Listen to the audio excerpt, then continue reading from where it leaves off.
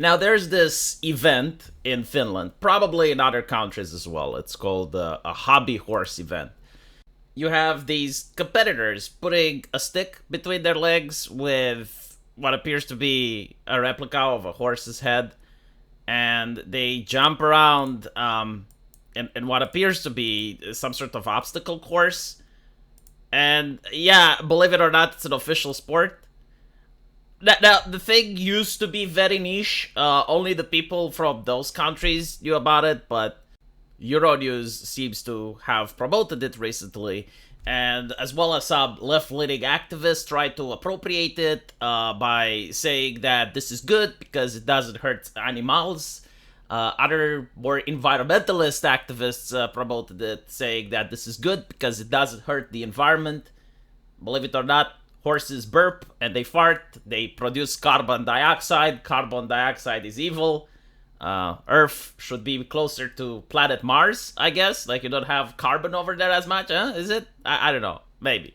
Who knows? But suffice to say, it has gotten public attention. And as you can imagine, when something like this goes into the mainstream, when the public gets to see it, a lot of people are going to ridicule and make fun of it.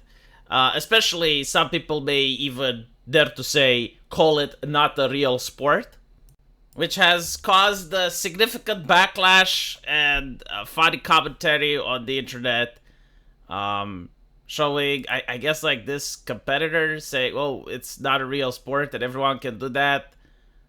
This is me after my dressing routine. I was passing out, couldn't breathe, almost throwing out, dizzy, shaking, whole body burning in pain, right? So now there's this conversation of whether the real people that should be shamed are the ones calling it not the real sport.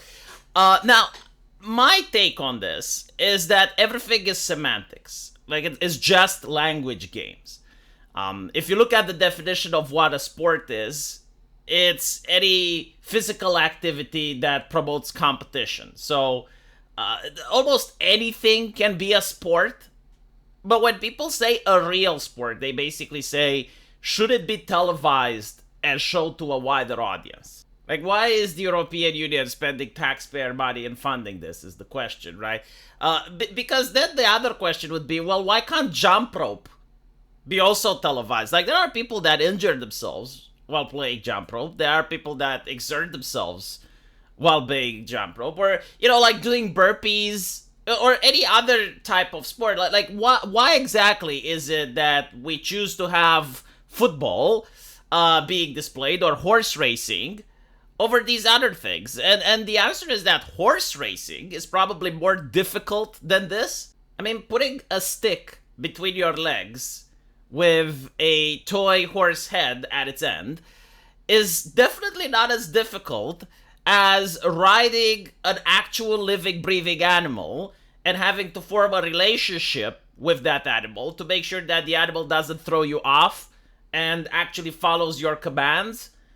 So this is why horse racing is actually more respectable. The level of skill required is so high that most people can't do it.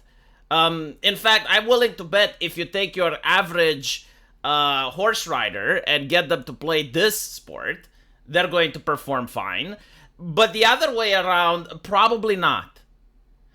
And then it's like the ideological push, right? Now, if you look at politics in the world, most countries are very divided on the political lens. So if you want to make this sport political, which is what many people have done, well, everyone that disagrees with your politics are going to be against it. And from my understanding, like, this sport existed in the country for quite a significant amount of time, but it was promoted as just something fun, something, silly. It wasn't taken very seriously. Like, it wasn't like hockey or football or whatever. And it's only when the activists came and brought it mainstream appeal, and they were saying, oh, this is great because we don't need horses anymore, or this is great because it's good for the environment. Like when you start making those comparisons, that's when you make it even more ridiculous. Because, like, if I see this, and it's like some kids in a school playing around with it, it's like, okay, well, that's fun. It's a fun activity for kids. It's not for adults. Like, that's All right. But when you're trying to say, no, this is actually better than horse racing, like this is on the same level of skill, like this is so good it can actually replace horse racing, that's when you lose the plot. That's when people are giving you flack in the comment section. That's when you get all the ridicule. And like I'm pretty sure that the athletes that are performing this are going to get caught in the crossfire.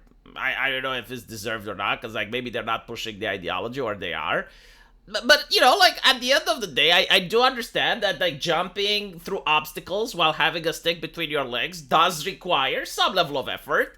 Not as much as horse riding, right? So yeah, you can call it a sport, but I wouldn't say that it's the type of sport that needs to be broadcasted on international television, or that if you put it on the internet, everyone is going to look with awe and admiration at the competitors. And then it's also like the modern thinking, which I find it quite problematic, is if someone likes something and it's niche, that's fine. Why do you have to get everyone? Like, why do you have to force everybody to like your stuff? Why do you have to push this inclusivity?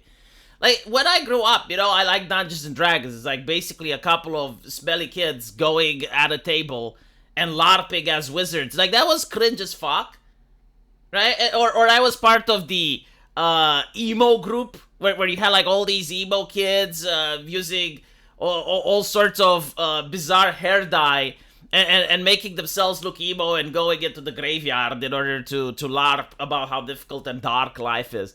Like, again, that was very cringe, but it was fine. It's like, it's your thing. It's the thing that you enjoy. And what's interesting is that other people, while they find your thing cringe, they also have other niche things that they enjoy that maybe you find cringe. Like, everyone likes some cringe stuff, and it's fine if the cringe stuff just remains for you. Like, if it's just something that you like it, like, why does everybody need to like it? Like, when everybody likes it and everyone gets involved in it, like, trust me, it won't be the thing you like anymore, because everyone is going to want to make it commercial. And when it becomes commercial, it becomes soulless, it becomes bland, it becomes something that you won't appreciate. My perfect example with this, and I'll end it, is the fighting gaming community, right? So, like, the fighting game community revolves around Evo, video games like Mortal Kombat, video games like Street Fighter, those types of games. And for a while, when it was something niche, it was really hilarious to see the players freak out and throw the keyboard, or they would start arguing with one another and they call each other slurs, and it was hilarious to watch from the sidelines. But once it became corporate, once it actually became, a recognized sport, now everyone needs to be poker face, everyone needs to be civil, everyone needs to act in a specific manner, and it becomes boring, it becomes sanitized, it becomes lame, and people start tuning out. So, this is the moral of the story. It's like, if you like something cringe, it's okay to admit that it's cringe. It's okay to understand that most people won't get it, most people won't like it, and stop trying to impose it on other people. Stop trying to get other people to appreciate your shit, and instead just gatekeep it. When people say it's cringe, you need to say, yeah, of course it's cringe. Yeah, well, it's a cringe thing, but like, I like it, and that's that. Let me know what you guys think, though, and as usual, I'll see you in the comment section. Take care.